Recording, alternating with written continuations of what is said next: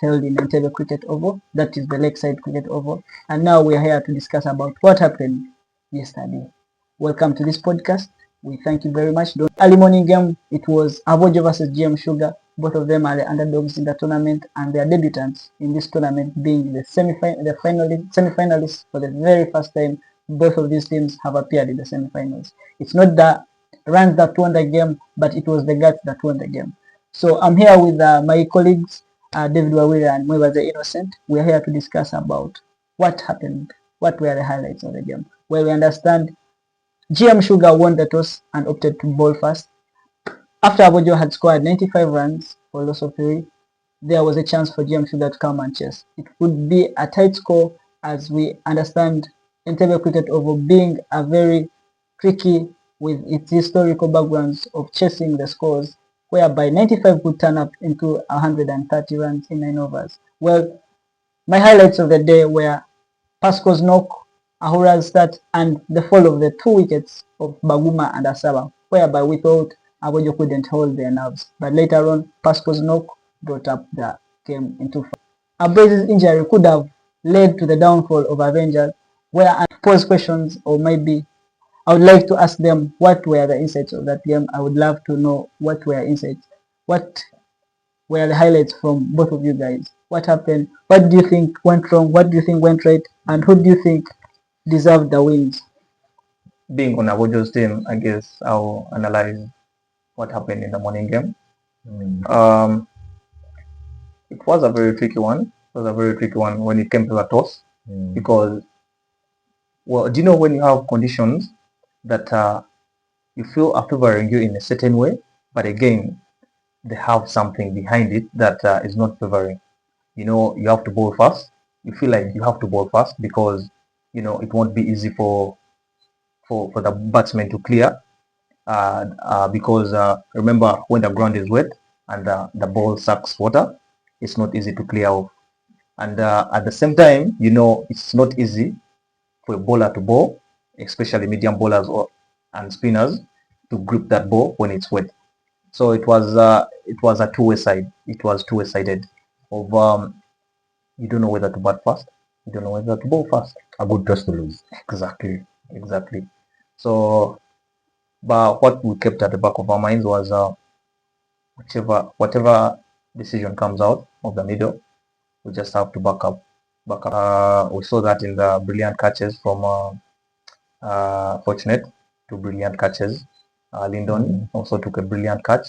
Then Baguma, that was, I don't know, it was marvelous. It was very good to see. Yeah, so I think those catches are the ones that really won us the game. So those catches, the 4 catches and Pasco's knock, I believe those are highlights that brought. For me, I personally felt I was already nervous in the morning game. But in the morning game, I saw a lot of character. There was a lot of character displayed by the Aboojo team, the way they recovered. Mind you, Aboojo took brilliant catches, but they also dropped very many catches. And the easy one. They might have dropped an equal number to the catches they took. Yeah, very dolly, very So that all happened. So the game had a bit of everything. A brilliant knock. There's a bit of elegance displayed by Amos Ahura. Yeah. But then there's also plenty of character and prowess displayed by Pasco Murungi. Pasco always steps on the wicket and it's like he can walk through fire. So when I saw him out there, you would see someone who actually wanted the win. So in my view, I feel the guys stand up for the show and they gave us a good show. That few to maintain well night wasted. Congratulations to Aboojo for making it through. Tough luck for GM Sugar. I could see GM Sugar trying to fight, but sometimes it gets out of hand. There were so many surprises for them. Like I said, GM Sugar has had a lot of first times. This time they had first hand surprises. And there's so plenty of cricketers who know how to play the game. I believe they've gone back to the drawing board. They'll come back harder, but kudos to them. They've done very well this season, and I look forward to seeing them how they play the longer version, especially when they come up. For the Avengers game, I felt like tough luck to us. We fielded well. I feel like Avengers fielded brilliantly. We literally choked at the money. Sorry, Ismaili. I think the the producer will cut that out. But we talked Ismaili, and yeah, we felt okay. We're in a position to actually take risks. Yeah. However, it wasn't done. But I saw the boys pull up their socks. The unfortunate bit was it was one of those days in cricket where the people have been scoring, maybe that they don't, and I think we're already 3 down after around 8-9 overs, and we only had about 40 something on the board. So the middle order had to do a lot of grinding, a lot of building partnerships that have not been built in the previous games because the top order has been performing. So it was tough. It was tough actually to grind, and the wicket became there was much for the spinners, though that is not an excuse in a T20 game on the same wicket on which the Aboojo team batted as well. Yeah. So yeah, tough luck. I think the best teams of the day won. Yeah, the better team on the day won. And I'm looking forward to a good final. I hope it will have more leverage on how to play. We're going to discuss about the finals that are most likely to happen next weekend, and that will be in Entebbe. Please prepare your shoes, prepare your beach seats, because it's going to be fire. Sunday wear. Yeah, get your beach wear, Sunday wear. I believe it's gonna shine, no more rain. But anyway, Dave and Innocent, sorry for you, Dave. You may not have much to say regarding finals. Actually, I have a lot to say. But I believe Innocent I have a lot to say about that final regarding finals, and we'd love to know what are the expectations in the finals. Better, just a moment. I have a lot more to say because I have nothing to lose. Innocent has so little to say. Why? There is karma, and this is cricket. Cricket is, so he's going to be the guy trying to what? Yeah, he's going to be very careful about what he says on camera today. Okay. Meanwhile, Innocent whoever they would love to know this way, that way. Innocent whoever they would love to know about what are your expectations in the finals. The fact that you guys have broken the barrier from semi-finals, from wherever they've been to the semi-finals, and they've broken the barrier. Should I assume that you guys have achieved it all, or you still have expectations of winning the trophy? Hopefully you do. I don't know any side, but I'm just glad that the semi-finals were a thriller. We had fun. We enjoyed the semi-finals, and would love to know: are these guys going to carry on the pressure? Are they going to get on to the momentum? Are they going to pick this momentum from the quarterfinals, semi-finals to the finals? We've seen teams like South Africa who have always fought from the beginning, and then they reach somewhere and they lose. God forbid. I would love to know what are your thoughts regarding finals? What's on your mind?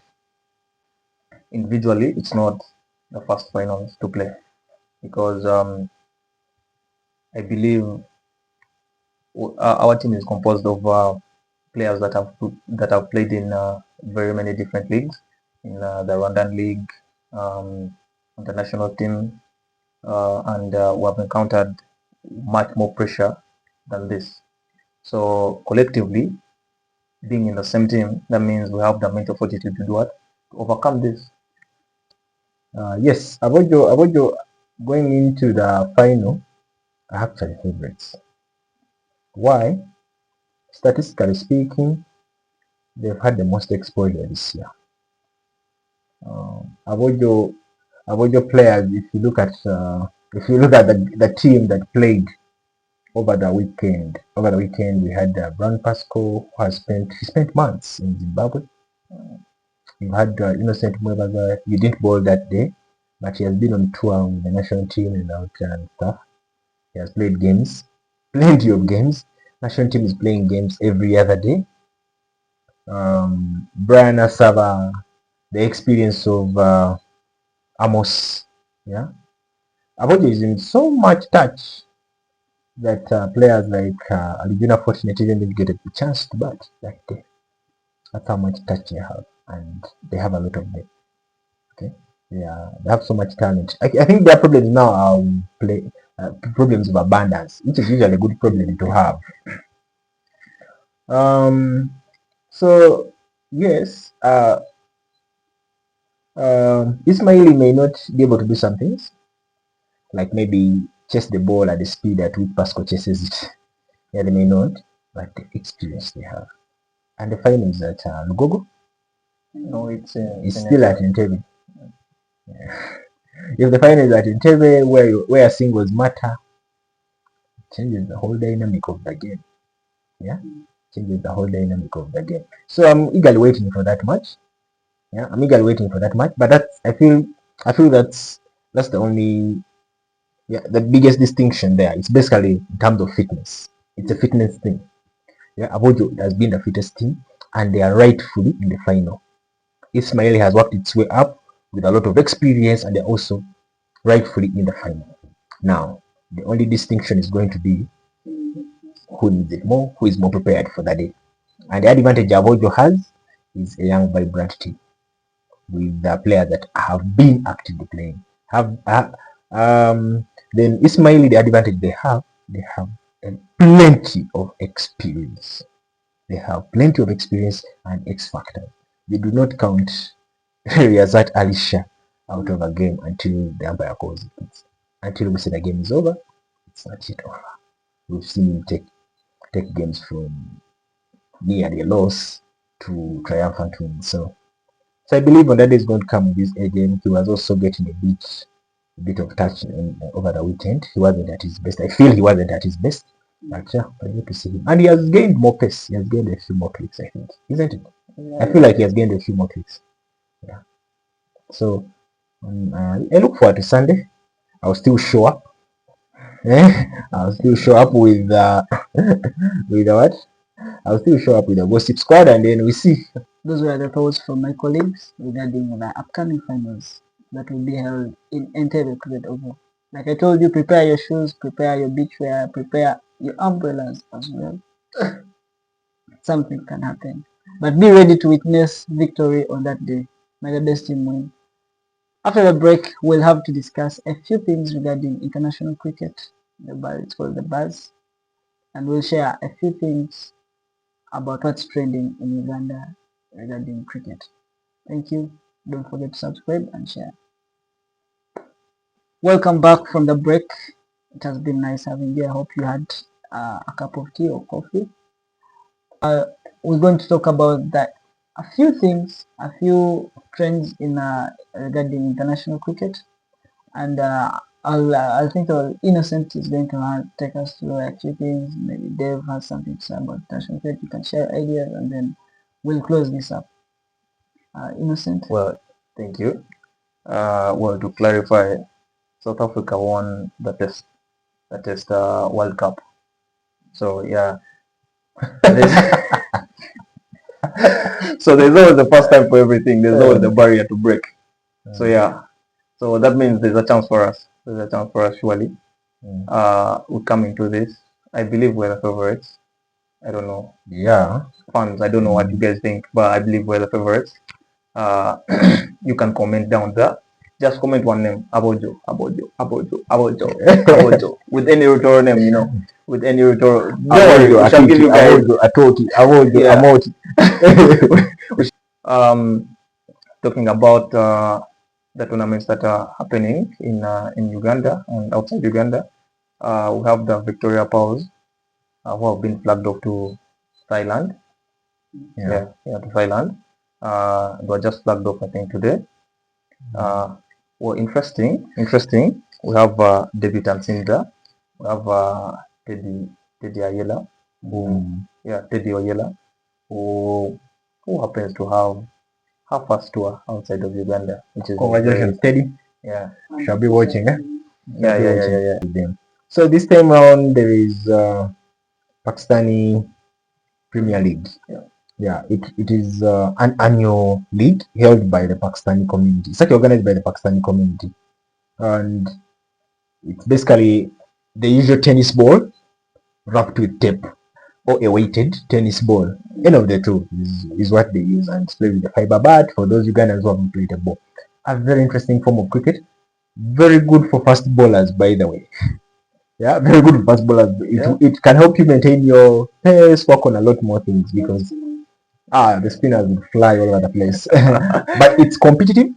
It's competitive, and right now it's ongoing at I think the main venue is Lugogo. Yeah, the main venue is Lugogo, and there are plenty of matches coming on for the next 5 or so weekends. Teams to watch. The teams from the various business accords and being managed by gentlemen like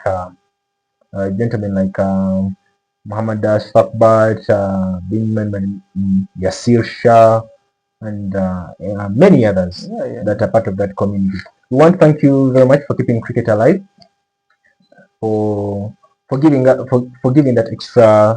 extra time to cricket actually, because besides the hardball, there's that sort of cricket that is just for socializing.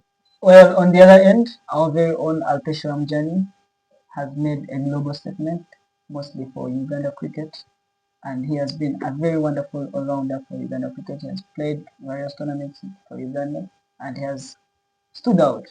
Yeah. And he has finally signed a contract for Chetwan Rhinos in the Nepal Premier League, and that's a very big statement and the opportunity for fellow associate players.